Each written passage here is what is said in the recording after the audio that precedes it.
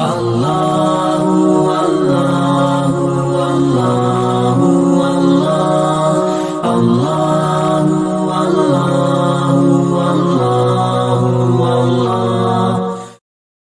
الرحیم ومن اظلم ممن افترى على الله كذبا او كذب بآياته انه لا يفلح الظالمون۔ کون ہے جو اس سے بڑا ظالم ہے؟ افترا علی اللہ کذبا، جس نے اللہ پر جھوٹا افطرا کیا، وکذب بآیاتہ، اور اللہ کی آیتوں کو جھٹلایا، انہ لا یفلح الظالمون، بے شک ظلم کرنے والے کامیابی کو نہیں پہنچتے، کامیاب نہیں ہوتے۔ تو میرے بھائیوں، بات چل رہی تھی کہ ان لوگوں نے اللہ کے رسول صلی اللہ علیہ وسلم پر سب سے پہلے یہ سوال کیا تھا کہ آپ کی نبوت کے لیے کون گواہ ہے؟ ہمارے آپ کے صحابہ چھوڑ کر جتنے عرب کے لوگ ہیں، وہ اس میں سے 2 آدمی گواہی دے دے کہ آپ سچے نبی ہیں۔ تو اللہ تبارک و تعالیٰ نے اللہ کے نبی صلی اللہ علیہ وسلم کے لیے گواہی پیش کیا۔ لوگ چاہے گواہی دے یا نہ دے، چاہے عرب کفار مکہ گواہی دے یا نہ دے، اللہ گواہی دیتا ہے کہ آپ اللہ کے نبی ہیں۔ اس کے بعد اللہ تبارک و تعالیٰ نے قرآن کی طرف اشارہ فرمایا، اگر تم اللہ کے نبی کو یعنی نبی نہیں مانتے ہیں تو پھر قرآن کی ایک چھوٹی سی صورت بنا کر دکھاؤ جس قرآن کو اللہ نے نبی کریم صلی اللہ علیہ وسلم پر نازل فرما رہے ہیں۔ تو وہاں بھی وہ لوگ گھٹنے ٹیک دیے۔ تیسری بات یہ ہے کہ اللہ کے رسول صلی اللہ علیہ وسلم کو اللہ نے ایسے معاشرے میں پیدا فرمایا جس معاشرے کا بگاڑ تھا، شرابیں پی جاتی تھی اور گندگی زیادہ تھی، اور اللہ نے آپ کے جو دنیا کے سہارے تھے وہ سارے ختم کر دیے، ماں باپ دادا وغیرہ۔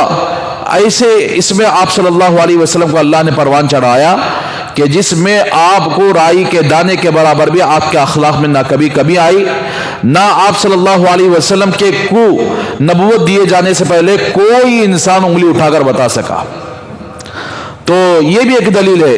چوتھی دلیل یہ تھی کہ خود یہودی لوگ جو بڑے بڑے عالم تھے یہودیوں کے، جو سمجھتے تھے حق کیا ہے باطل کیا ہے، یہ لوگ خود گواہی دینے لگے کہ آخری پیغمبر محمد رسول اللہ صلی اللہ علیہ وسلم ہیں، یہی نبی ہیں، جیسا کہ عبداللہ ابن سلام رضی اللہ تعالیٰ عنہ کے بارے میں آپ سن چکے ہیں۔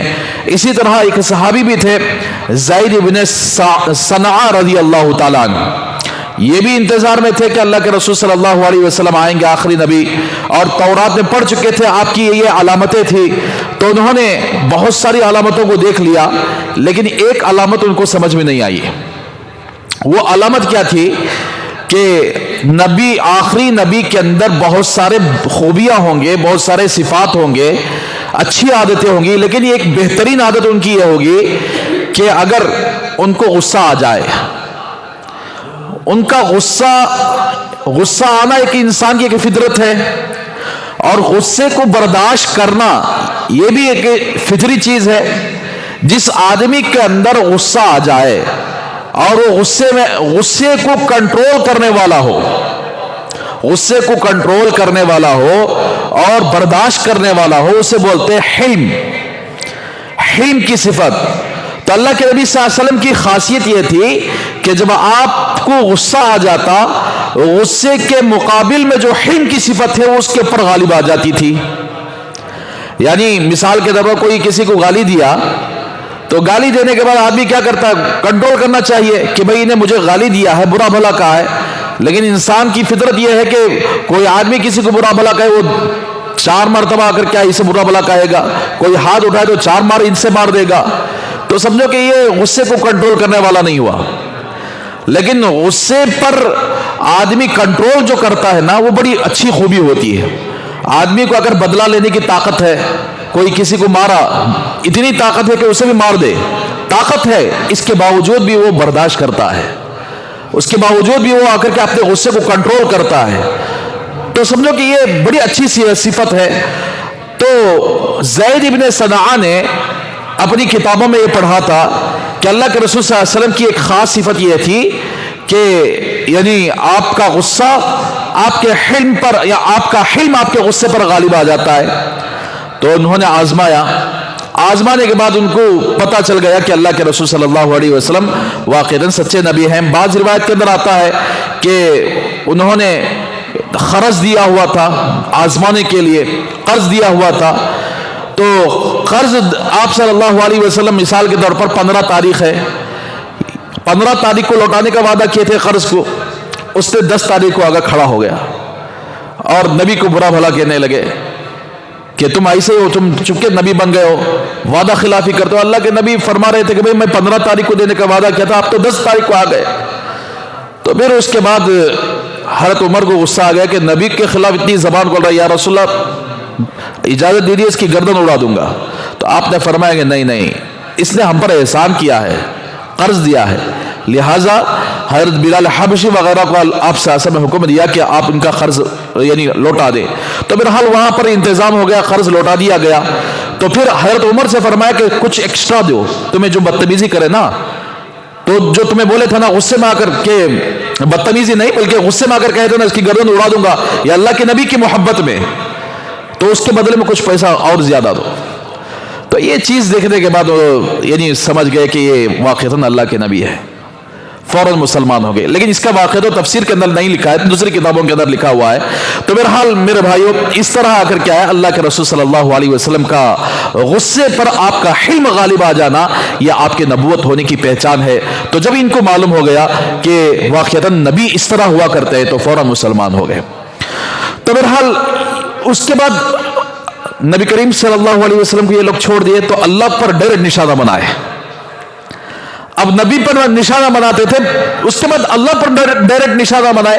وہ کس طرح بنائے کہ یہ بتاؤ کہ اللہ تبارک و تعالی یعنی ان کے بیٹے ہیں کیا, ان کی بیٹیاں ہیں کیا, اللہ کے بیٹے اور بیٹیاں ہیں کیا. اللہ تبارک و تعالی کے ساتھ شرک کر کے انہوں نے بڑا ظلم کیا. تو اس لیے اللہ تبارک و تعالیٰ نے یہاں سے فرمایا کہ ومن اظلم ممن افترى علی اللہ کذبا, کون اس آدمی سے زیادہ بڑا ظالم ہوگا جس نے اللہ پر جھوٹ باندھا ہو. یہودی اللہ تبارک و تعالیٰ کی طرف حضرت عزیر علیہ السلام کو اللہ کا بیٹا مانتے ہیں, یہاں تک کہ لوگوں میں ایسا عقیدہ بنائے کہ عزیر اللہ کے بیٹے ہیں, عزیر اللہ کے بیٹے ہیں.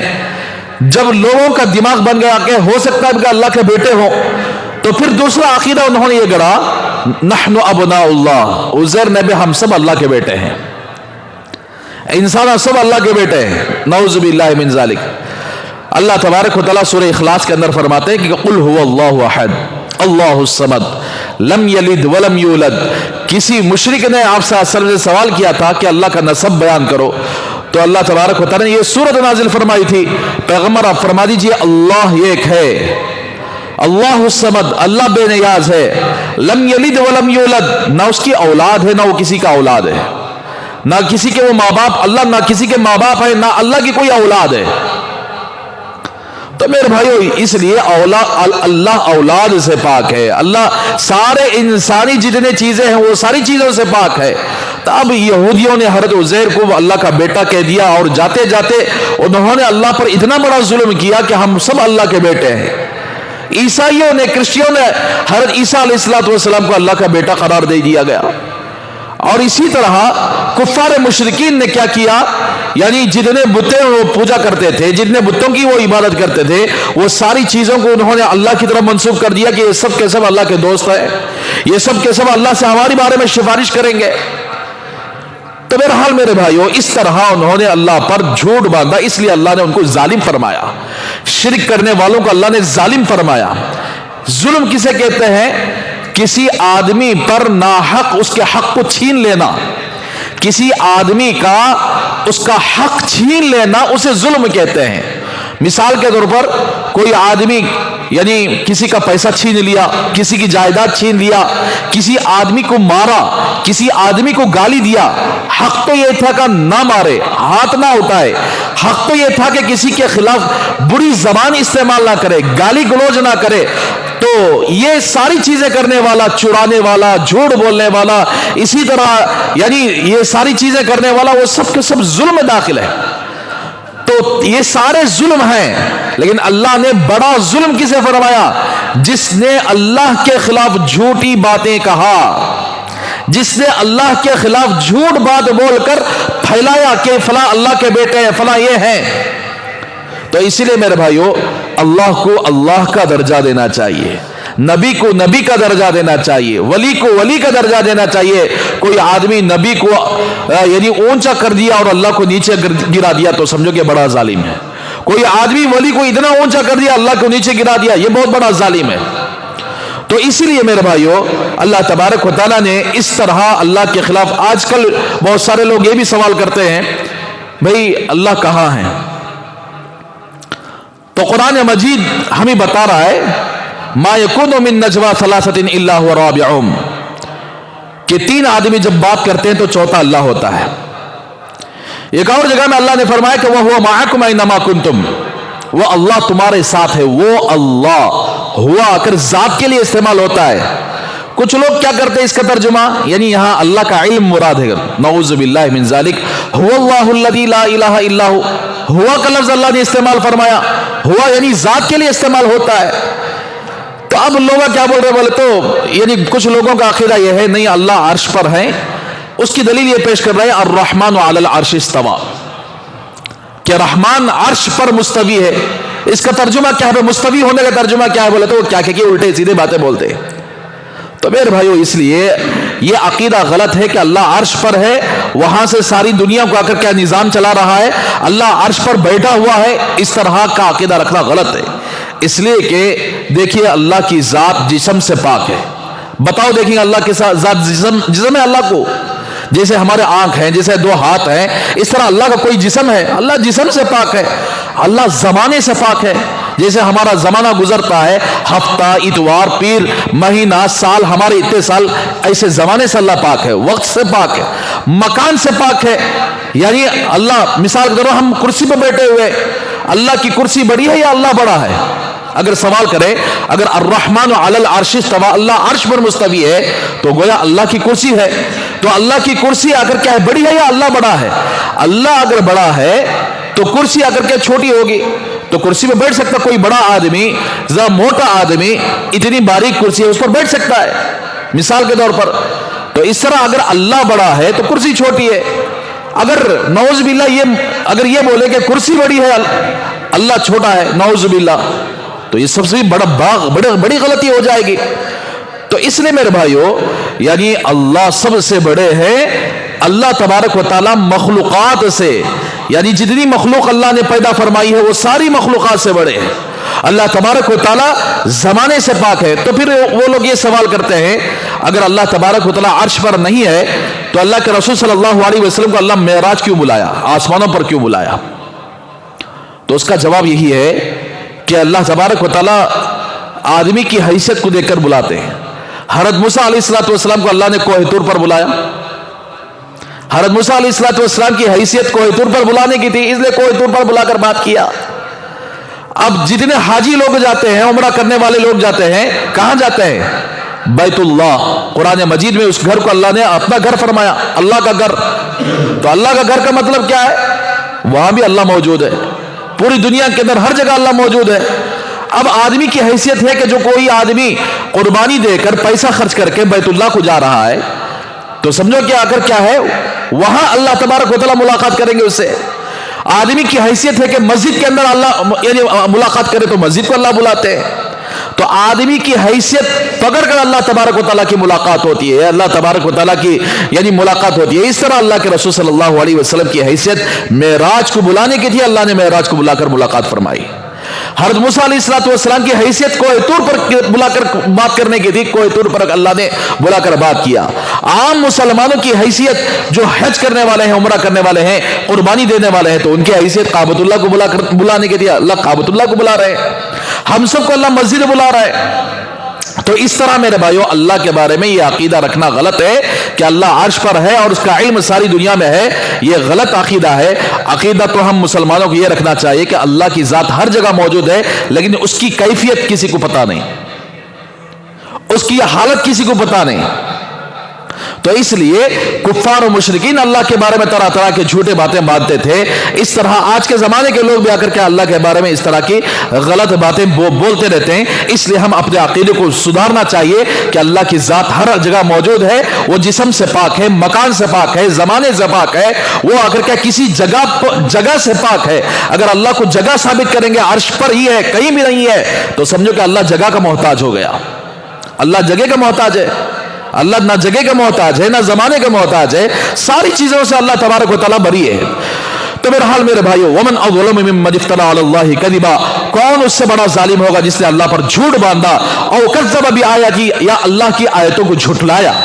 इन्नहु ला युफ्लिहुज़ ज़ालिमून, बेशक जुल्म करने वाले, यानी इस तरह अल्लाह पर झूठी बातें बनाने वाले, इस तरह झूठी चीजें बनाने वाले, ये आकर कभी कामयाब नहीं हो सकते। उसके बाद अल्लाह तबारक व तआला मैदान हशर के अंदर उन शिर्क करने वालों को जमा करेंगे और पूछेंगे कि जिसके साथ तुम शिर्क किया करते थे, जिन लोगों को तुम अल्लाह का दर्जा दिए हुए थे, वो कहाँ हैं? आगे अल्लाह फरमाएंगे उनका उस वक्त क्या होगा, मुशरिकीन क्या करेंगे, क्या बोलेंगे अल्लाह को? जो शिर्क करने वाले थे, अल्लाह जब पूछेंगे कि तुम जिसको शिर्क यानी अल्लाह के साथ जिन लोगों को शरीक ठहराते थे, कहाँ है वो? ले कौन? अब वो मुशरिकीन क्या करेंगे, वहां क्या अल्लाह को क्या जवाब देंगे, या इंशाअल्लाह कल आएगी बात। अल्लाह से दुआ करेंगे अल्लाह तबारक व तआला हम सबको इन बातों पर अमल करने की तौफीक